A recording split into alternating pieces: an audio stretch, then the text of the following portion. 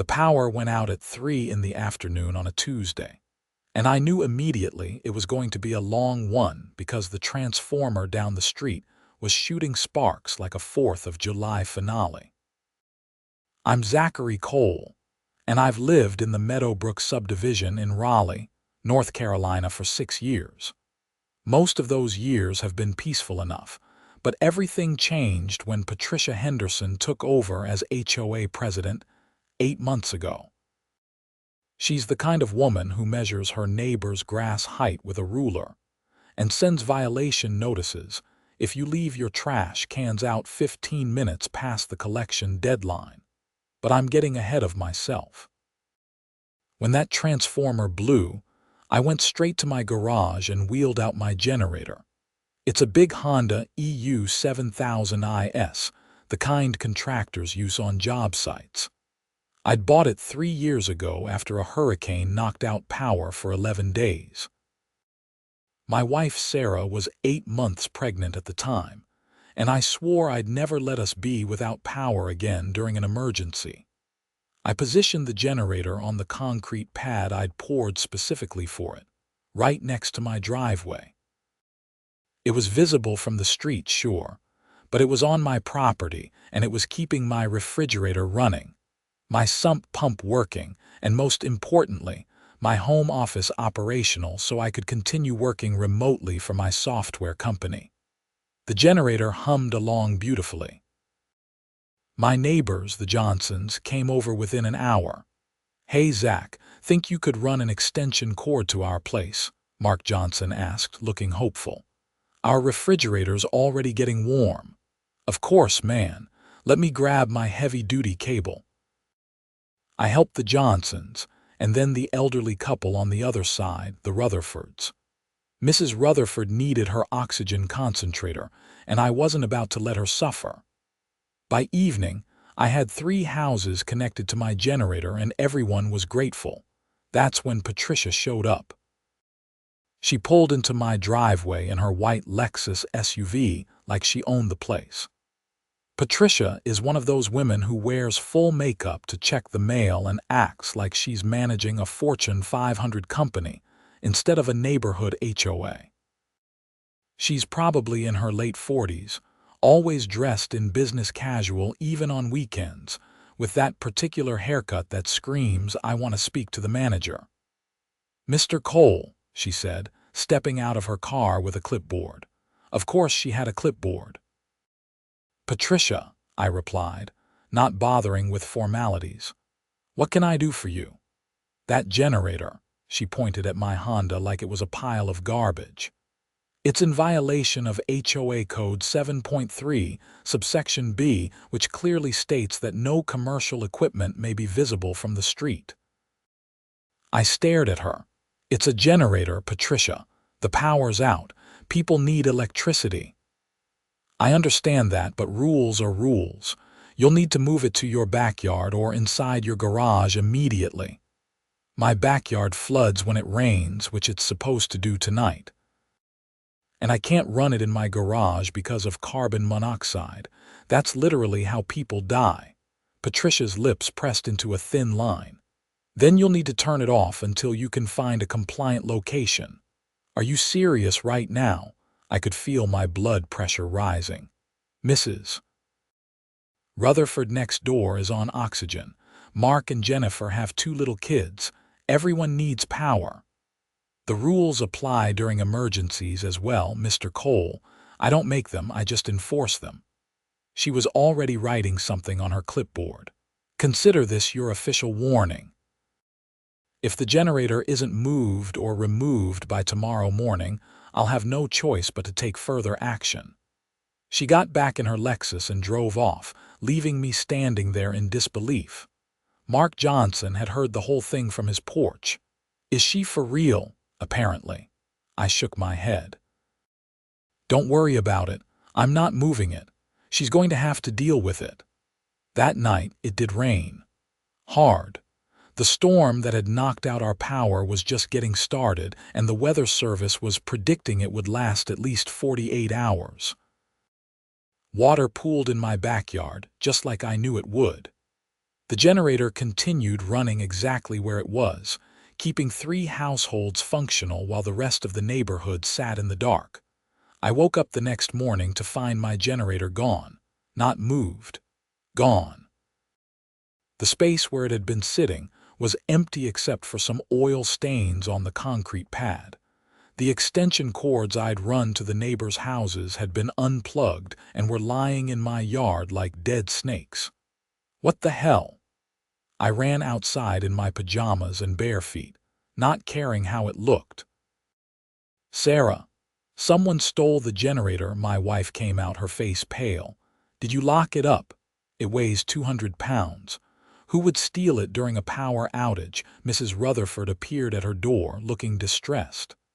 "Zachary, my concentrator shut off around 6 this morning.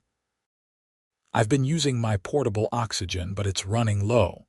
Panic shot through me. This was serious. I pulled out my phone and called 911. "Raleigh Police, what's your emergency?" "Someone stole my generator. I have an elderly neighbor on oxygen who needs it. This is a medical emergency." "Sir, I understand you're upset about the theft, but if your neighbor needs medical attention, we can send an ambulance." "No, you don't understand. The generator was powering her oxygen concentrator. Without power, she's in danger." The dispatcher took down my information and said someone would be out to take a report, but I could hear in her voice that this wasn't exactly a priority. There were probably hundreds of calls coming in about the storm damage. I helped Mrs. Rutherford into my car. "Come on, we're taking you to the hospital to get your portable tanks refilled. It'll be okay." While Sarah drove Mrs. Rutherford to the emergency room, I started making calls. First to my insurance company, then to the police non-emergency line to check on the report. That's when I decided to check something. I logged into the HOA portal on my phone. We had security cameras at the neighborhood entrances, and residents could access the footage. I went back to 6 a.m. that morning. What I saw made my blood boil.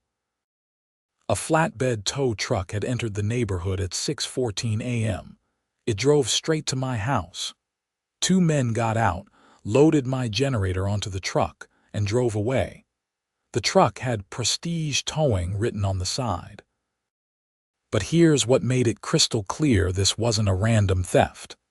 Patricia Henderson's white Lexus followed the tow truck into my neighborhood, waited while they loaded my generator, and then followed it back out. She had my generator towed during a power outage. While it was powering medical equipment, I took screenshots of everything and immediately called Prestige Towing. "Yeah, we got a generator here," the guy who answered said. "Towed it this morning from Meadowbrook subdivision. You'll need to pay the towing fee plus daily storage to get it back." "How much?" $400 for the tow, $50 per day storage. $400. That's insane. And it wasn't illegally parked. It was on my property. "Says here we got authorization from the property management company. Take it up with them, buddy. You want your stuff back, you pay the fees." I hung up and called Patricia directly. She answered on the 3rd ring. "Mr. Cole, I was expecting your call. You towed my generator during a power outage when it was powering medical equipment. You were given fair warning, Mr. Cole. You chose not to comply with HOA regulations. The generator was towed for being in violation of neighborhood guidelines. That generator was on my property, Patricia. You had no right. Actually, according to the covenant you signed when you purchased your home, the HOA has the authority to remove any items that violate community standards. Your generator was clearly visible from the street and constituted commercial equipment. I had every right and I exercised it. Mrs. Rutherford could have died. That's dramatic, Mr. Cole. I'm sure she has other options. Now you can retrieve your generator from Prestige Towing once you pay their fees, and you'll also be receiving a bill for the towing service as per HOA policy. Have a good day." She hung up. I stood there in my powerless house, shaking with rage. Sarah came back an hour later with Mrs. Rutherford, who now had full oxygen tanks but looked exhausted from the ordeal. "This is my fault," Mrs. Rutherford said, tears in her eyes. "I should have just managed with my portable." "No, madam," I said firmly. "This is Patricia Henderson's fault, and I'm going to make sure she answers for it." After making sure Mrs. Rutherford was settled back at home, I drove to Prestige Towing with $450 I didn't want to spend. The place was exactly what you'd expect. A chain-link fence topped with barbed wire, a prefab office that looked like it leaked when it rained, and a yard full of cars in various states of distress. The guy at the counter barely looked up from his phone. "Help you?" "I'm here to pick up my generator. It was towed from Meadowbrook this morning." "That'll be $450. I paid with my credit card, seething. "I need documentation of who authorized this tow." "Lady from the HOA. Got her signature right here." He pushed a greasy piece of paper across the counter. Sure enough, Patricia Henderson's signature was right there, along with a notation that the generator was commercial equipment illegally displayed. "This was on my property." "Don't care, man. We just do what we're told." "Your beef is with the HOA." I loaded the generator back into my truck and drove home. The power was still out. I set the generator back up in exactly the same spot, started it up, and reconnected all the extension cords. Then I started making plans. First, I documented everything. I printed out the security camera footage showing Patricia following the tow truck. I made copies of the towing receipts. I pulled out my HOA covenant and read through every single page, highlighting the relevant sections. Here's what I found. While the HOA did have authority to address violations, they were required to follow a specific process. First warning, then second warning after 10 days, then a hearing before the HOA board, and only then could they take remedial action. Patricia had given me one warning yesterday afternoon, and had my property towed less than 16 hours later. She'd violated her own rules. Second, I looked up the medical neglect laws in North Carolina. Creating a condition that endangers someone's health, especially an elderly person with a known medical condition, could potentially be criminal. Third, I started calling local news stations. "RAL News, this is Amanda." "Hi, my name is Zachary Cole, and I have a story you might be interested in." My HOA president had my generator towed during the power outage while it was actively powering medical equipment for my elderly neighbor. There was a pause. "Are you serious?" "Completely. And I have security footage, receipts, everything." "Hold on, let me transfer you to our assignment desk."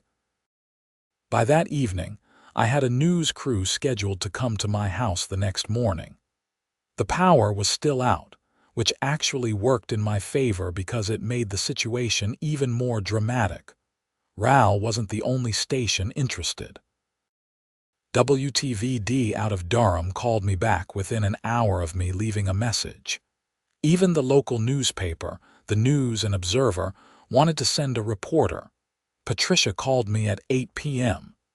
"Mr. Cole, I've been informed that you're speaking to the media about a private HOA matter.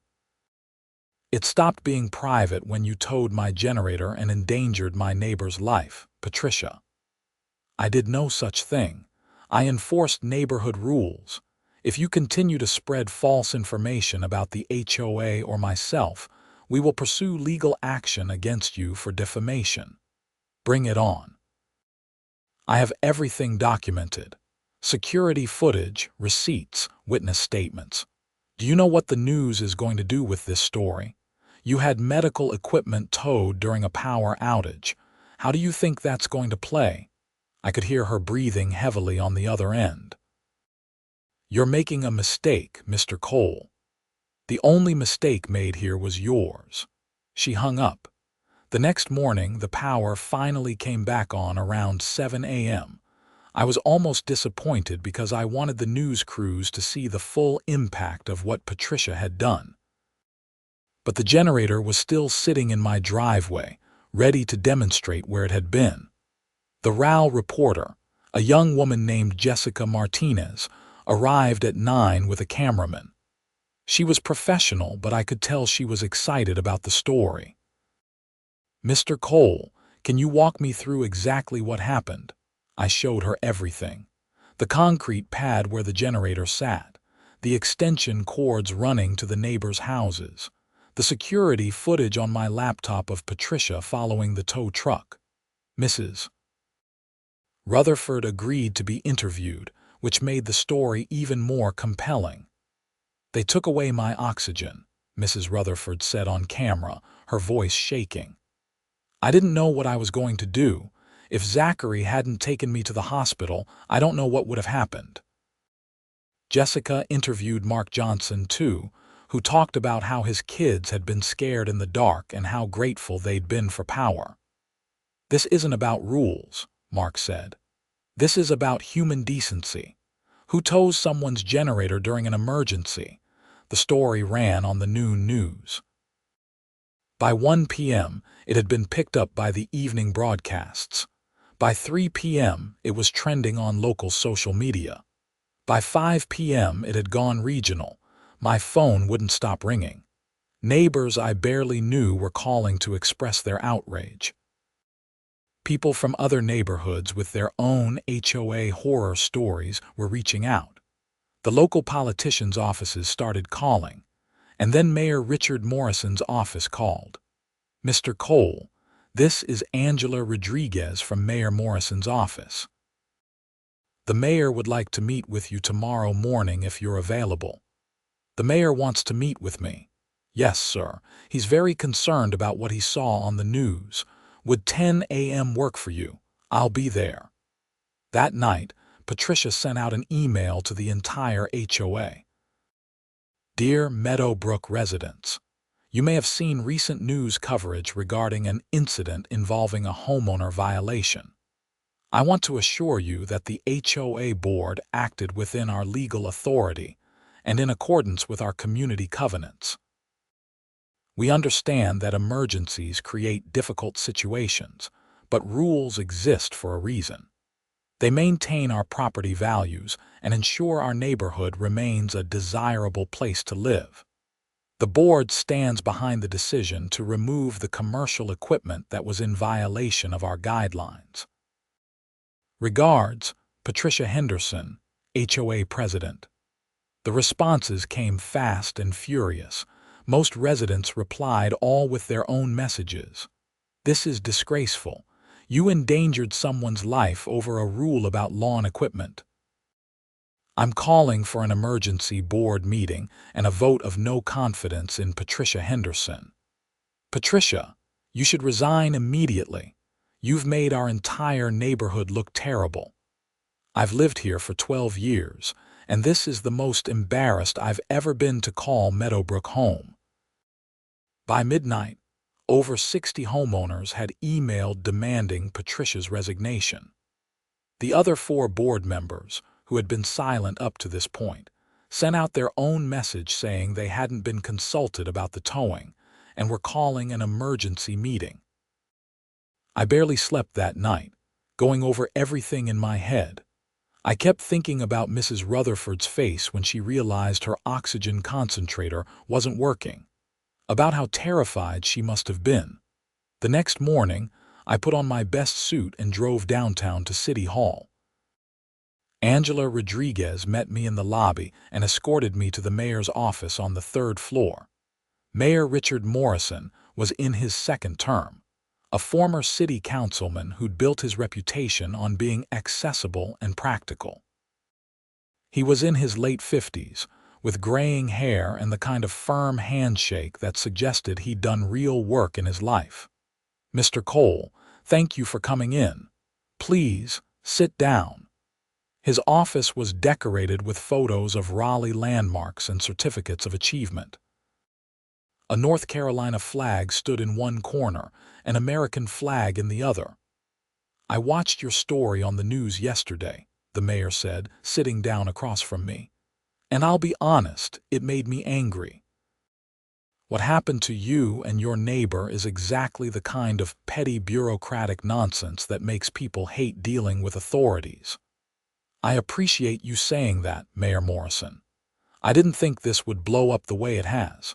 I just wanted my generator back. You were helping your neighbors, keeping someone's medical equipment running. That's exactly what we want people to do during emergencies, not punish them for it.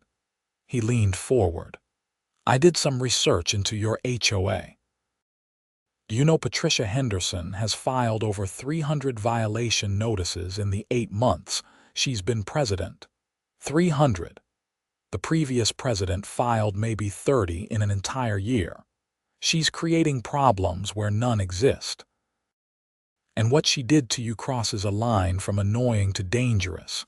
He pulled out a folder. I've asked the city attorney to look into this. There's a question of whether she violated state laws regarding medical neglect, but beyond that, I want to do something for you. Sir, the city has authority over public parking regulations. What happened to you made me realize we have a gap in our emergency response planning. We need to encourage people to help each other during disasters, not punish them. So I'm issuing you a special permit. He slid a document across the desk. I picked it up and read it. It was an official City of Raleigh parking exemption permit, signed by the mayor himself. It stated that my vehicle and any equipment I used during emergency situations were exempt from all parking regulations, including HOA restrictions, provided they were being used for emergency purposes or community assistance. This means, the mayor explained, that your generator or any other emergency equipment cannot be towed or ticketed when you're using it to help people. The permit supersedes HOA authority because it's a city document. If Patricia tries to tow your generator again, she'll be interfering with an official city emergency response effort. I stared at the document, hardly believing what I was reading. Mayor Morrison, I don't know what to say. Say you'll keep being a good neighbor. Say you'll keep helping people when they need it. He stood up and shook my hand again. And if Patricia Henderson gives you any more trouble, you call my office directly. I left City Hall feeling like I'd won the lottery. The permit was laminated and official looking, with a city seal and everything. I immediately drove to a print shop and made 10 copies, just in case. The story about the mayor's permit hit the news that same afternoon. Jessica Martinez from RAL did a follow-up piece. In an unprecedented move, she reported, standing in front of City Hall, Mayor Richard Morrison has issued a special emergency parking exemption to Zachary Cole, the Meadowbrook homeowner whose generator was towed by his HOA during last week's power outage. The permit exempts Mr. Cole from all parking regulations, including HOA restrictions, when using equipment for emergency response or community assistance. Mayor Morrison stated that this sets a precedent for encouraging community cooperation during disasters. The story went viral. Not just regional this time, but national. CNN picked it up. Fox News ran a segment. The Today Show did a piece on HOA horror stories. I was getting interview requests from podcasts, morning radio shows, and YouTube channels, but the real impact was local.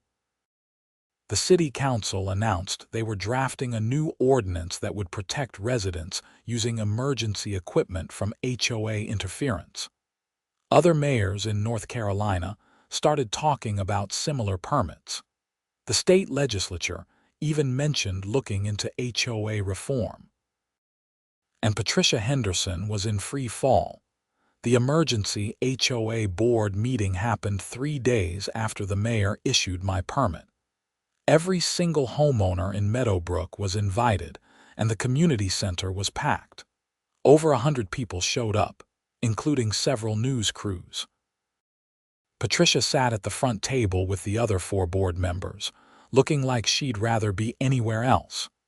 The other members, 2 men and 2 women I'd seen at neighborhood events but never really talked to, looked distinctly uncomfortable. Board member David Brennan, a retired accountant, spoke first. "Thank you all for coming. We've called this emergency meeting to address the situation regarding the generator towing incident. I want to make it clear that the board was not consulted about this action." Patricia made this decision unilaterally. Murmurs ran through the crowd. Patricia leaned forward to her microphone. "I acted within my authority as president. The covenant gives the president power to address immediate violations." "To address them," board member Sandra Wu said sharply, "not to tow someone's property without board approval and proper notice. You violated our own procedures, Patricia, and you created a PR nightmare for this entire community." A homeowner in the back stood up. "I move that we vote no confidence in Patricia Henderson as HOA president." "I second that motion," someone else called out. The vote wasn't even close. Over 90% of the homeowners present voted to remove Patricia as president. She sat there, her face red, as the votes were counted. "This is illegal," she said, her voice shaking. "You can't just remove me." "We absolutely can," David Brennan replied. "It's in the bylaws. A majority vote of present homeowners can remove any board member for cause, and you've given us plenty of cause." But it got worse for Patricia. 2 days after she was removed as HOA president, the Raleigh Police Department announced they were investigating the incident. Apparently, someone had filed a formal complaint about elder endangerment. That someone was Mrs. Rutherford's daughter, who'd driven up from Charleston after hearing what happened. Michelle Rutherford was a prosecutor in South Carolina, and she was not messing around. "My mother could have died," Michelle told Ral in an interview. "What Patricia Henderson did wasn't just mean or petty. It was reckless endangerment.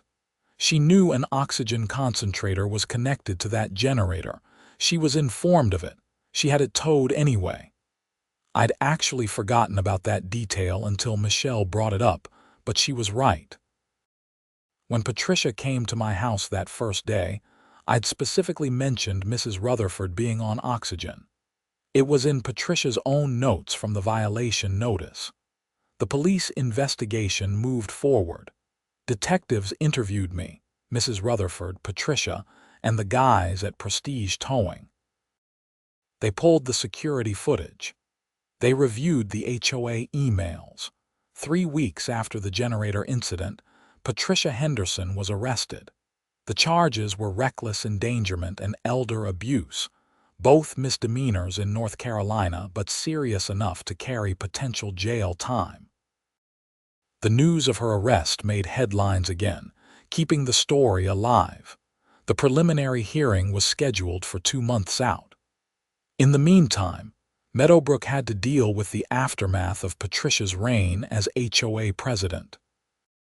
The new board president, David Brennan, was everything Patricia wasn't: reasonable, measured, and focused on actual problems instead of finding violations. His first act was to suspend all pending violation notices Patricia had filed and review them individually. "If it's a real issue, like someone's roof caving in or a yard full of junk, we'll address it," he told everyone at the next board meeting. "If it's someone's trash can being out an hour too late, we're dropping it." He also pushed through a new rule that during declared emergencies, all HOA restrictions on generators, emergency equipment, and community assistance activities were automatically suspended. It passed unanimously. My life slowly returned to normal, though I was still getting recognized at the grocery store. The mayor's parking permit became something of a local legend. People would joke that I could park on the governor's lawn if I wanted to.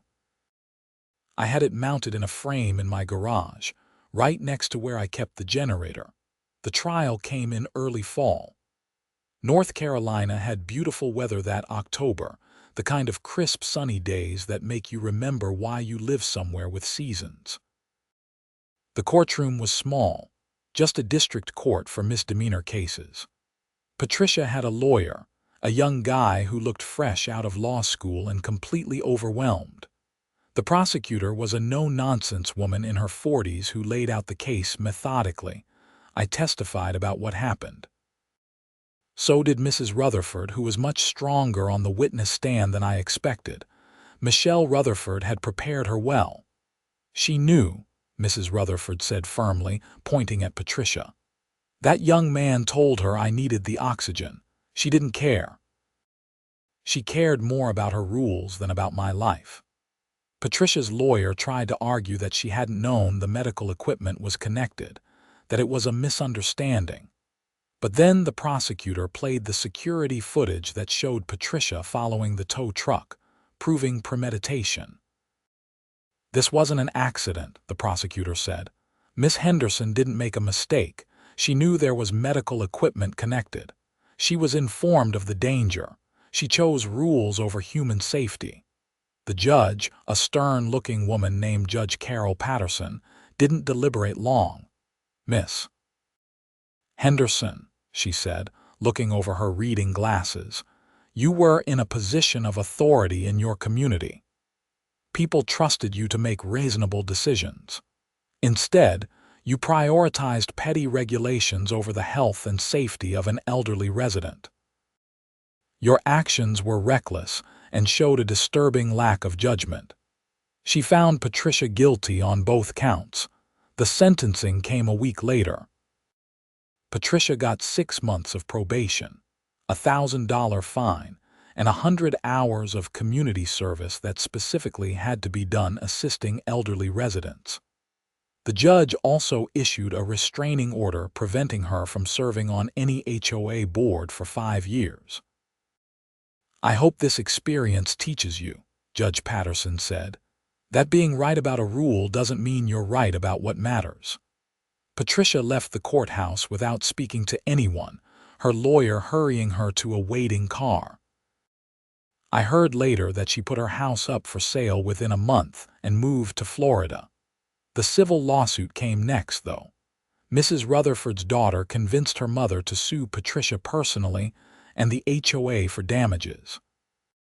The medical bills from the emergency room visit, the emotional distress, the whole thing.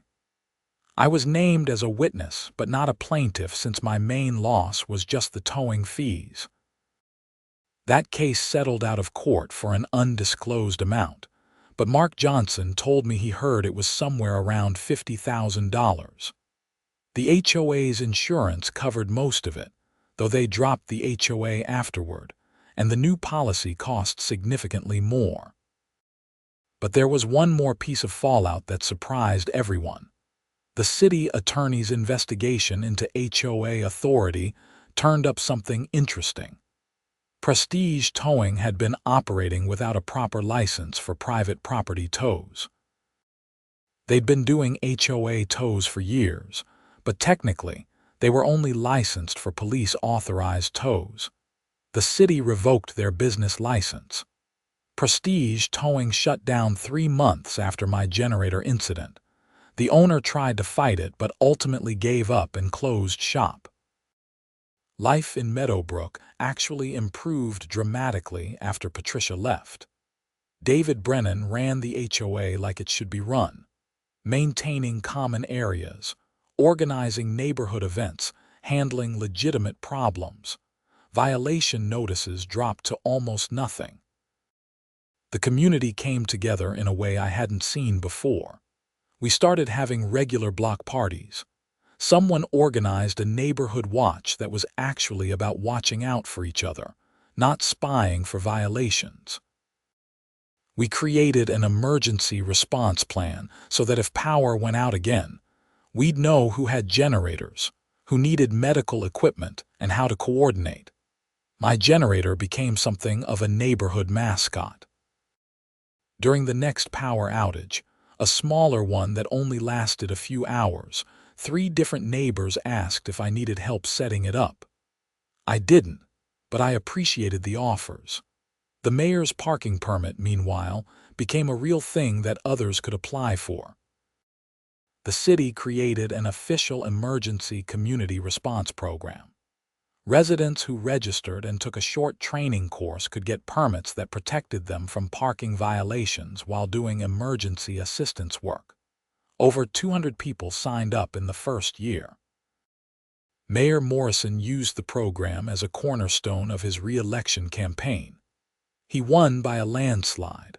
I kept the framed parking permit in my garage, but I also kept a laminated copy in my wallet. I never needed to use it again to fight the HOA since David and the new board were reasonable. But it was a good reminder that sometimes standing up to petty tyranny works out. About a year after the whole incident, Raul did a follow-up story. Jessica Martinez came back to interview me in my driveway, the generator sitting in its usual spot. "A year ago," she said to the camera, "this generator caused a neighborhood crisis that made national headlines. Today, it's a symbol of community resilience and a reminder that doing the right thing sometimes means standing up to authority." She turned to me. "Zach, what do you think you learned from all this?" I thought about it for a moment. "I learned that most people are good and reasonable, but sometimes someone in a small amount of power forgets that. I learned that doing the right thing isn't always easy or popular in the moment. And I learned that my neighbors are people I can count on, which is really what a neighborhood should be about." Any advice for people dealing with difficult HOAs? Document everything. Know your rights. Don't be afraid to fight back when something is clearly wrong. And remember that rules should serve people, not the other way around.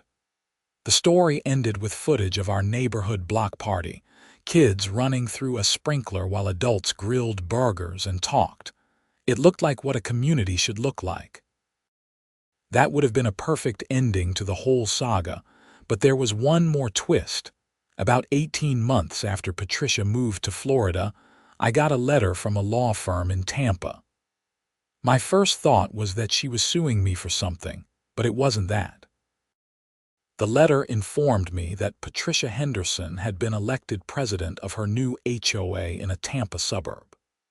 Within 2 months, she'd been removed again after trying to fine someone for having their garage door open during the day and attempting to ban children from riding bikes on the sidewalks. Some people never learn. The lawyer who sent me the letter was representing homeowners there and wanted to use my case as precedent for their own lawsuit. I wrote back with all my documentation and wished them luck. I heard through the grapevine that Patricia moved again after that, this time to a condo where she couldn't possibly be on an HOA board. As for me and my family, we're still in Meadowbrook.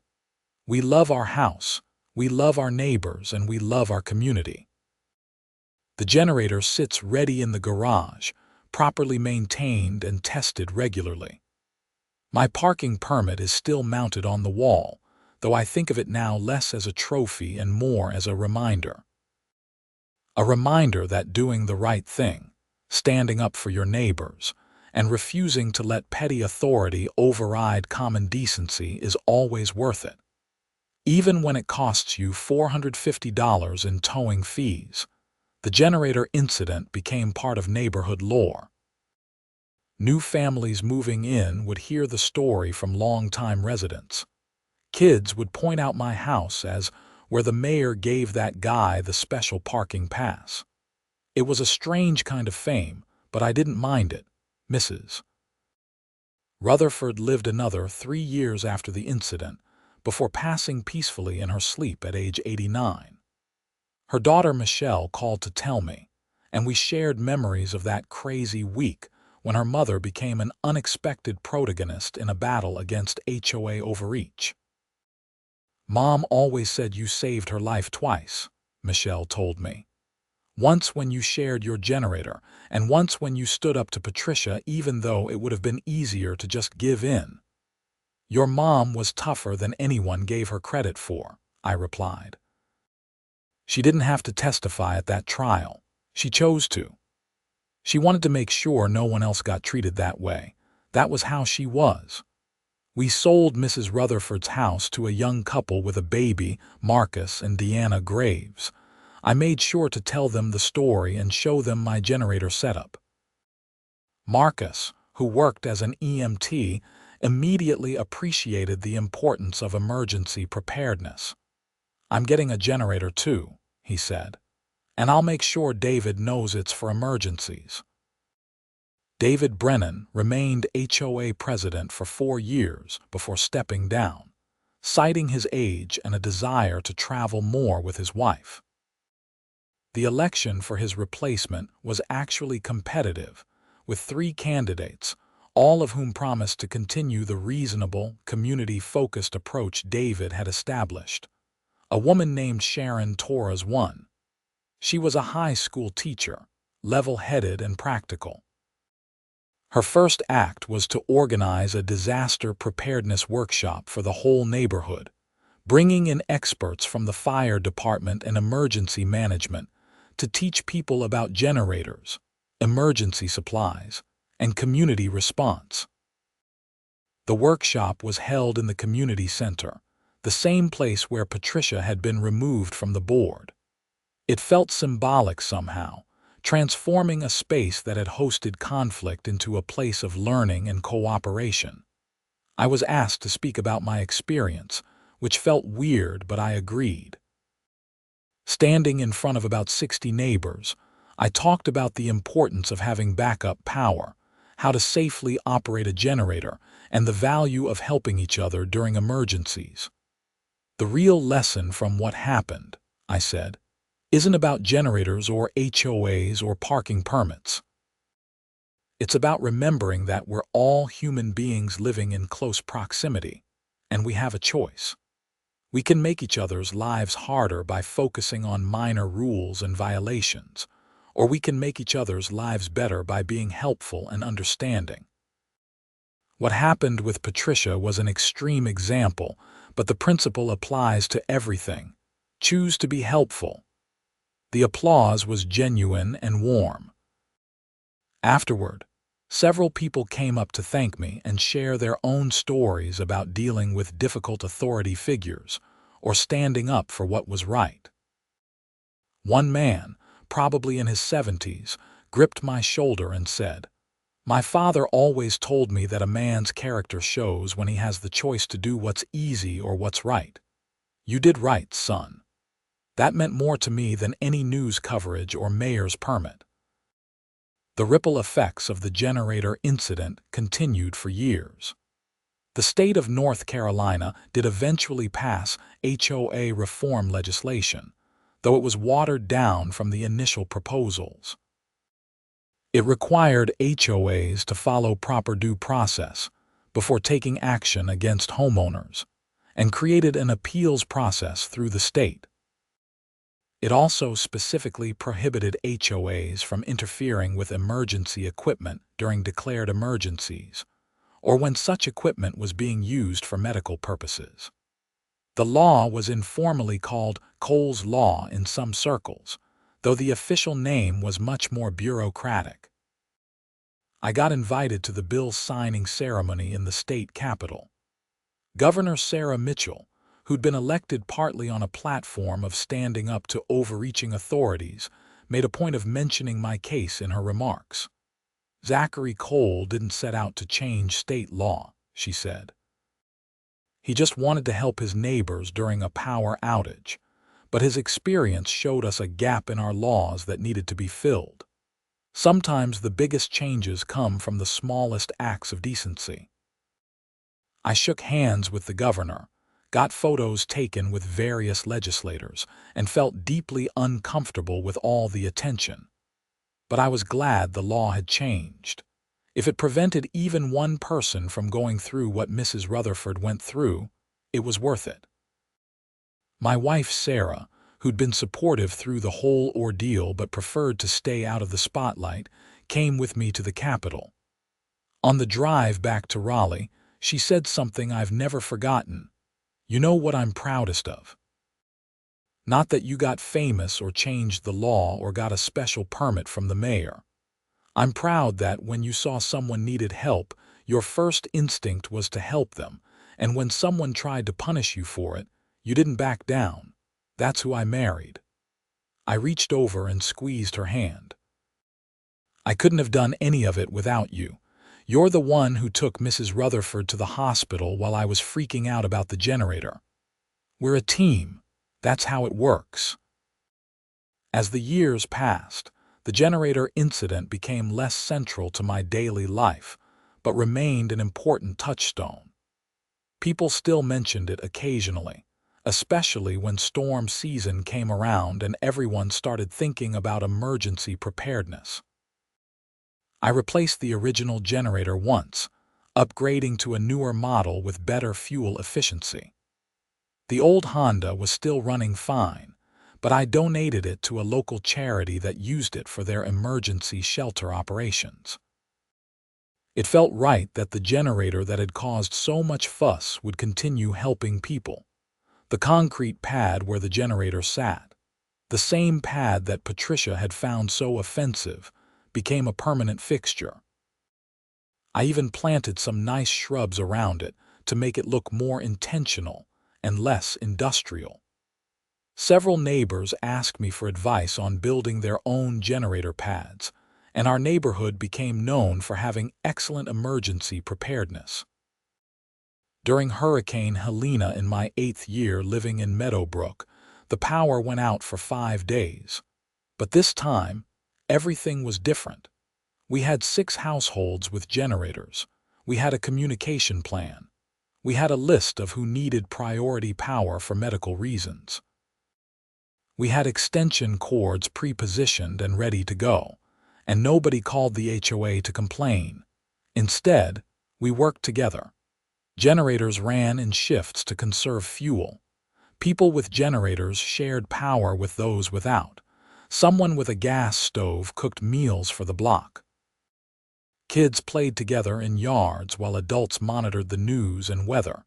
It was everything a community should be during a crisis. Sharon Torres, the HOA president, walked around the neighborhood checking on people and coordinating resources. She stopped by my house on day 3 of the outage. "You know," she said, watching my generator hum along while it powered my house and 2 neighbors. "4 years ago this would have been a violation. Now it's exactly what we want to see. That's real change." "Things are better now," I agreed. "David and you made them better." "You made them better, Zach. We just tried not to mess it up." By the time power came back on, our neighborhood had weathered a major hurricane with minimal problems and maximum cooperation.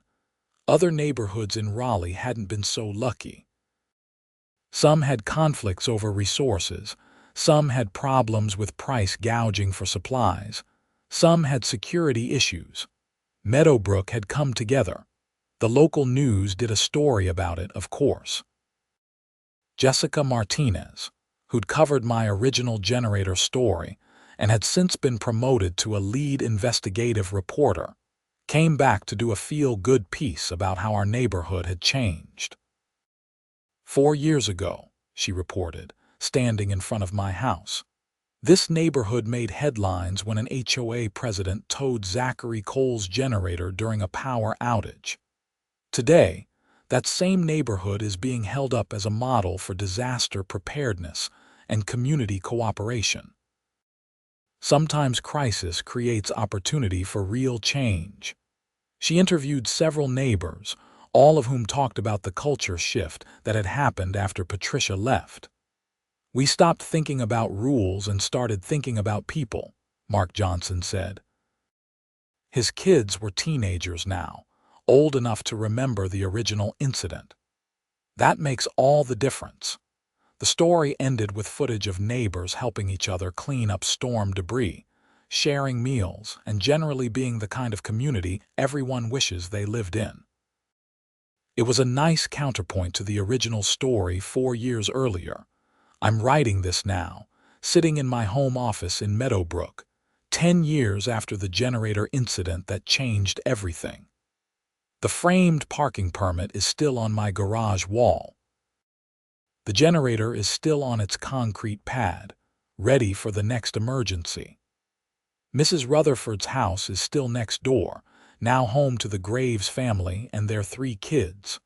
Patricia Henderson is presumably somewhere in Florida, hopefully having learned something from her experience, but probably not. Some people are constitutionally incapable of seeing beyond rules to the people those rules affect. The mayor who gave me the parking permit, Richard Morrison, retired after 3 terms and was replaced by his deputy mayor, who continued the emergency community response program. It now includes over 1,000 residents across Raleigh and has been adopted by other cities in North Carolina and beyond. David Brennan, the board president who took over after Patricia was removed, passed away 2 years ago. The neighborhood held a memorial service for him at the community center. Dozens of people spoke about how he'd changed the HOA from an adversarial force into a community resource. His widow told me that he considered fixing the HOA after Patricia's reign as one of his proudest accomplishments. He said you gave him the opportunity to show people how it should be done, she said. He was grateful for that. I was grateful to him, and I told her so. Sharon Torres is still HOA president and running unopposed for her 6th term. The HOA board meetings are sparsely attended now because there's rarely any drama. The budget gets approved, common areas are maintained, legitimate issues are addressed quietly and efficiently. It's boring, which means it's working. The generator incident taught me several important lessons that I've carried forward. First, stand up for what's right even when it's inconvenient or costly. Second, document everything because you never know when you'll need evidence. Third, most people are reasonable and will support you if you're clearly in the right. Fourth, a small amount of power can corrupt surprisingly quickly if there are no checks on it. But the most important lesson was about community. Before the generator incident, I knew my neighbors casually. We waved when we saw each other. We made small talk about the weather, but we weren't really connected. The crisis forced us to become a real community, and that turned out to be the best outcome of the whole situation. Now I know my neighbors. I know who needs help, who can provide help, who has medical conditions, who has particular skills or resources. We look out for each other. We help each other. We're not just people who happen to live near each other. We're actually neighbors in the true sense of the word. And that's worth more than any parking permit, news coverage, or law change. Though I do still appreciate the parking permit. It's a good story. People sometimes ask me if I'd do it all again, knowing what I know now. Would I risk the confrontation with Patricia? The towing fees, the media circus, the trial, all of it, the answer is yes, without hesitation. Because Mrs. Rutherford needed help, and helping her was the right thing to do. Everything else that happened was just consequences of that basic moral choice. Some consequences were bad, like the stress and conflict. Some were good, like the law changes and improved community. But the core action, sharing power with a neighbor who needed it, would always be right regardless of the consequences. That's the standard I try to live by now. Not what will happen if I do this, but is this the right thing to do? If the answer to the second question is yes, then the first question doesn't matter as much. My son, who was just 3 when the generator incident happened, is now 13. He's grown up hearing the story, seeing the framed permit in the garage, knowing that his dad once stood up to the HOA and won. I hope it teaches him the right lessons about standing up for what matters. Last year, we had a career day at his school, and he asked me to come talk about my work as a software engineer. But when I got there, The first question from one of his classmates was about the generator story. "My dad says you're the guy who got the mayor's parking permit," the kid said. "Is that true?" I looked at my son, who was grinning. "Yeah, that's true." "Cool. Can you park anywhere you want?" "Not quite," I explained. "It's specifically for emergency situations when I'm helping people." But it's a reminder that doing the right thing usually works out, even if it doesn't seem like it at first. "Did you really get arrested like the HOA lady?" "No, I didn't get arrested. She got arrested because what she did was dangerous and wrong. I just got my generator towed." That's still pretty cool, though. Kids have interesting perspectives. I spent the rest of career day talking about software engineering, which was less interesting to 13-year-olds than the HOA drama, but probably more useful for their futures. But I left thinking about how the story had become part of my identity in ways I never expected. I'm not just Zachary Cole, software engineer and dad. I'm Zachary Cole, the guy with the mayor's parking permit, the guy who stood up to the HOA, the guy whose generator incident changed state law. It's a weird legacy, but I'll take it. The story keeps spreading in odd ways. Last year, a law school in Charlotte asked if they could use my case as a teaching example for a class on HOA law and community governance. I said yes, and even went to speak to the class. The students had actually studied the case in detail, reading through court transcripts and analyzing the legal issues. One student asked a question that stuck with me. "Do you think Patricia Henderson thought she was doing the right thing?" It was a good question. I'd spent so much time thinking about what Patricia did wrong that I'd never really considered her perspective.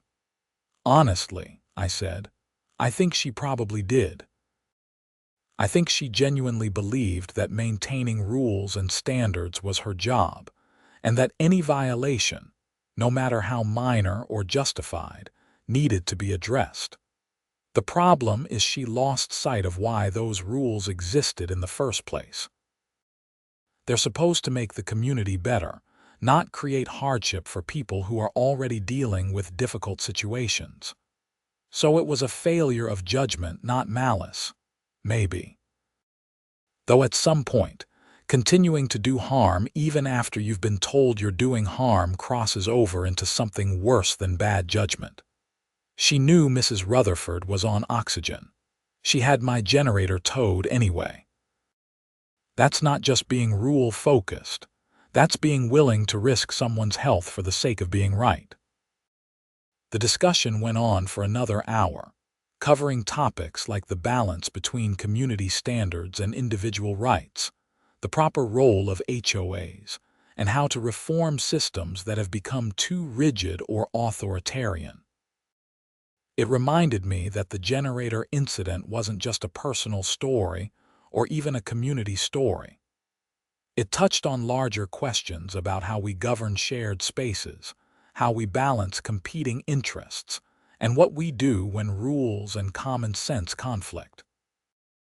These are questions that don't have easy answers, but my experience suggested some guidelines. Prioritize people over rules, allow for flexibility in unusual circumstances, follow proper procedures before taking drastic action, and never lose sight of the human impact of your decisions. Patricia violated all of those principles, and she paid the price. But the bigger question is how to build systems that prevent people like Patricia from causing harm in the first place. The HOA reforms that came out of my case were a step in that direction. Requiring proper due process, creating appeals mechanisms, protecting emergency equipment, these were all good changes. But they were reactive, fixing problems after they occurred. The proactive solution, I've come to believe, is culture. Meadowbrook's transformation wasn't really about new rules or different board members, though those helped. It was about changing the underlying culture from one of enforcement and suspicion to one of cooperation and trust. That's harder to legislate, but more important in the long run. These are the kinds of thoughts that occupy my mind when I'm out in my garage, maintaining the generator that started everything. It's just a machine, a tool for converting gasoline into electricity. But it's also a symbol of everything that happened and everything that changed. Sometimes I think about calling Patricia, having a conversation about what happened and what we both learned. But I never do. Some wounds are better left alone, and some people aren't interested in reflection or reconciliation. Besides, the story has a good ending without that. The villain faced consequences. The hero got his parking permit, the community improved, and laws changed for the better. It's as close to a fairy tale ending as real life gets. The only thing missing is happily ever after. But that's not how real life works. Life continues. New challenges emerge, people move and change. But for now, things are good. My generator sits ready on its concrete pad, maintained and tested. My parking permit hangs framed in the garage, a reminder of an unlikely victory. My neighbors are people I trust and care about.